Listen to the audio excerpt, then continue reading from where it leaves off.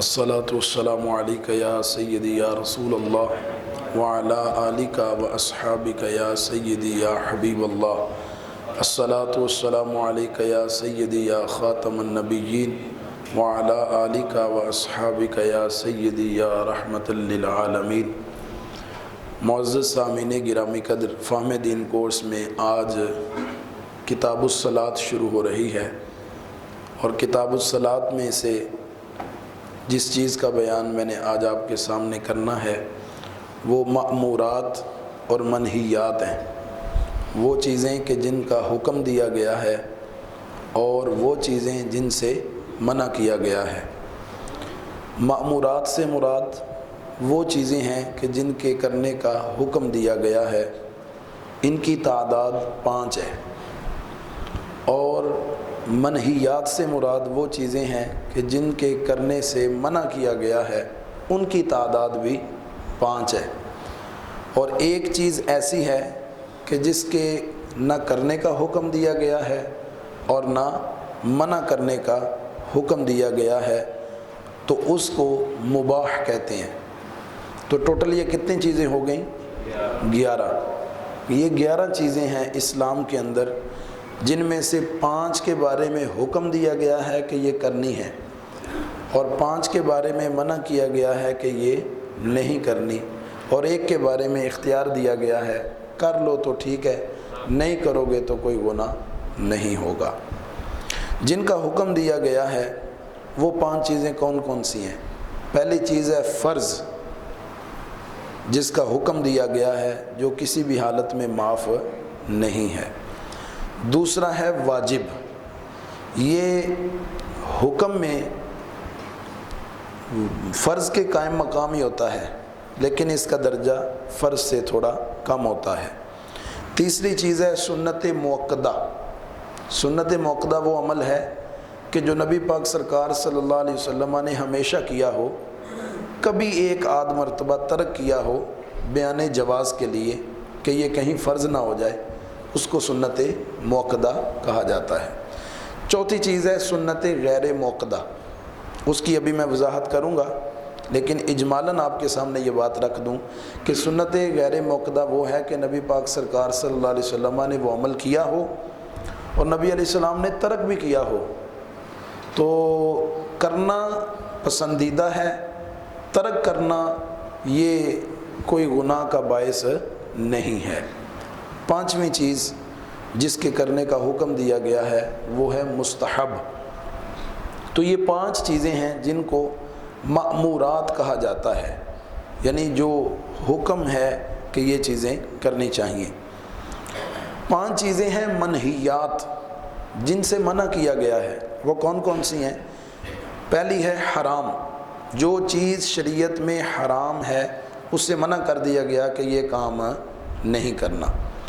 دوسرے درجے میں جو چیز آتی ہے وہ مکروہ تحریمی ہے، یعنی ایسی چیز جو حرام سے درجے میں تھوڑی کم ہے لیکن وہ حرام کے قریب قریب ہے، اس کو مکروہ تحریمی کہا جاتا ہے۔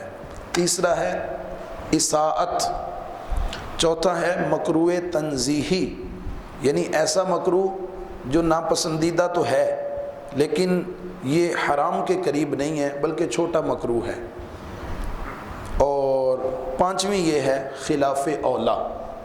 اچھا، ان میں جو میں نے مأمورات کا بیان کیا اور جو منہیات ہیں یہ آپس میں ایک دوسرے کی ضدیں ہیں۔ فرض کے مقابل کیا آئے گا؟ حرام۔ فرض کے مقابل کیا آئے گا؟ حرام۔ اس کے بعد واجب ہے، واجب کے مقابلے میں مکروہ تحریمی آئے گا، واجب کے مقابلے میں مکروہ تحریمی آئے گا۔ اس کے بعد ہے سنت مؤکدہ، سنت مؤکدہ کے مقابلے میں اساءت آئے گا۔ اس کے بعد ہے سنت غیر مؤکدہ، سنت غیر مؤکدہ کے مقابلے میں مکروہ تنزیہی آئے گا۔ اور 5ویں نمبر پر ہے مستحب، مستحب کے مقابلے میں خلاف اولا آئے گا۔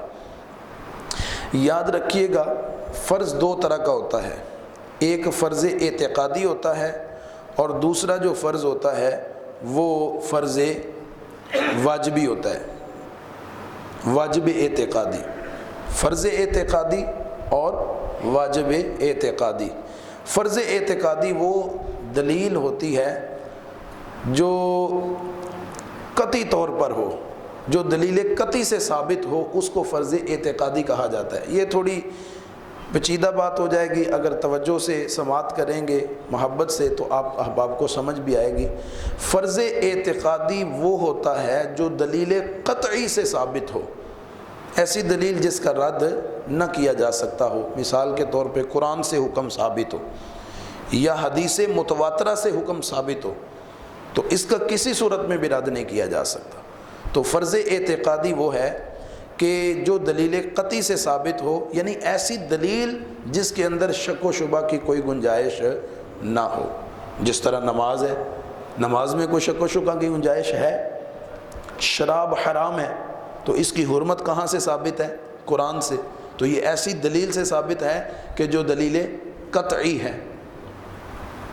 اس کے بعد ہے واجب اعتقادی۔ واجب اعتقادی وہ ہوتا ہے جس کی ضرورت دلیل ظنی سے ثابت ہو۔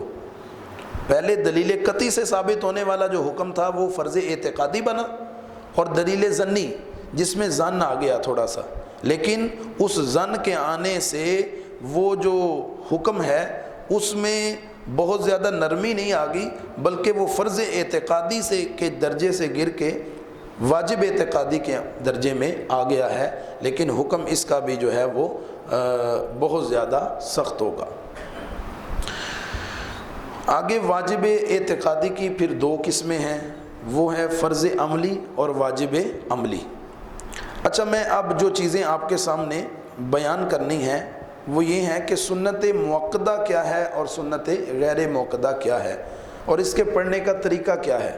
سنت موقدہ وہ جس کو حضور سرور کونین صلی اللہ علیہ وآلہ وسلم نے ہمیشہ کیا ہو، البتہ بیان جواز کے لیے کبھی نبی پاک سرکار نے ترک بھی فرمایا ہو، اور اس کے کرنے کی تاکید بھی فرمائی ہو کہ یہ کرنا ہے۔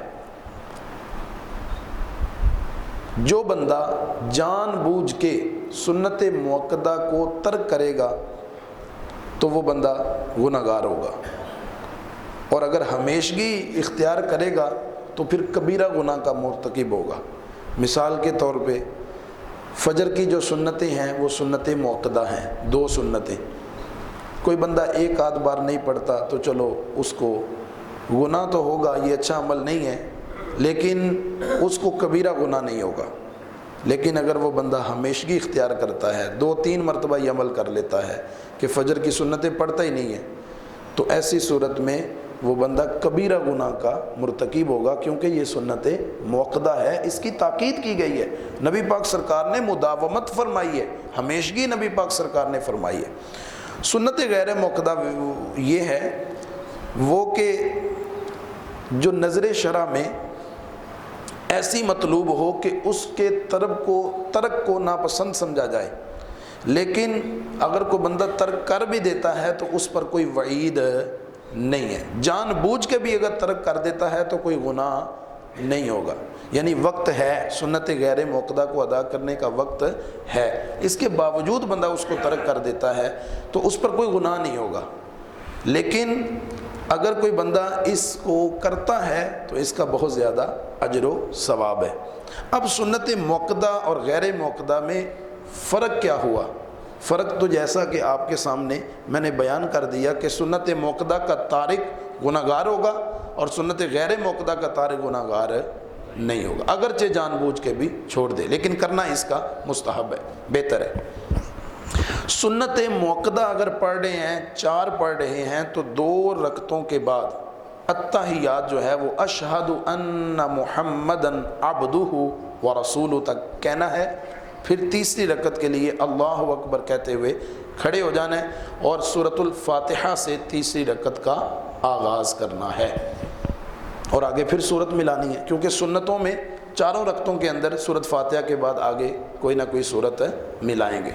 لیکن جو سنت غیر موقدہ ہے اس میں جب 2 رکعتوں کے بعد بیٹھنا ہے تو اشہد ان محمد عبدہ ورسولہ تک کہہ کے اٹھ نہیں جانا، بلکہ مکمل یوم یقوم الحساب تک پڑھنا ہے، یعنی یہی سمجھ لیں کہ سنت غیر موقدہ یہ نوافل کے قائم مقام ہے. جس طرح نوافل اگر 4 بندہ نہیں تھے تو 2 کے بعد اشہد ان محمد عبدہ و رسولہ تک نہیں بلکہ یوم یقوم الحساب تک پڑھے گا اور پھر سلام نہیں پھیرے گا, پھر تیسری رکعت کے لیے کھڑا ہو جائے گا. جس طرح ہم صلاۃ و تسبیح پڑھتے ہیں نا جی, وہ نفلی نماز ہے, تو 2 رکعتوں کے بعد ہم کہاں تک جاتے ہیں؟ یوم یقوم الحساب تک. پھر تیسری رکعت کے لیے جب کھڑے ہوتے ہیں تو کہاں سے شروع کرتے ہیں؟ ثنا سے. سبحانک اللہم و بحمدک و تبارک اسمک و تعالی جدک و لا الہ غیرک, ثنا سے شروع کرتے ہیں.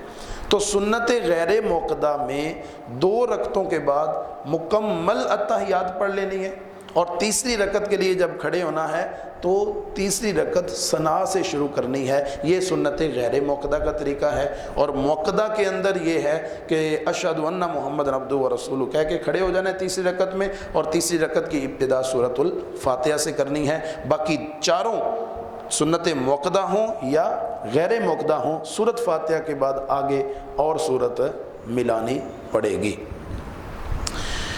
مستحب کسے کہتے ہیں؟ مستحب وہ عمل ہوتا ہے کہ جو شریعت میں پسندیدہ ہو مگر اس کا جو ترک ہے اس پر ناپسندیدگی کا اظہار نہ کیا گیا ہو. ایسا عمل جو شریعت میں اچھا ہے لیکن اگر کوئی بندہ اس کو چھوڑ دیتا ہے تو اس پر شریعت اس پر کوئی سزا نافذ نہیں کرتی, وہ بندہ گناہ گار نہیں ہوتا. ایسے عمل کو مستحب کہا جاتا ہے, خواہ وہ نبی پاک سرکار صلی اللہ علیہ وسلم سے ثابت ہو یا پھر علماء کرام نے اس بات کو پسند کیا ہو.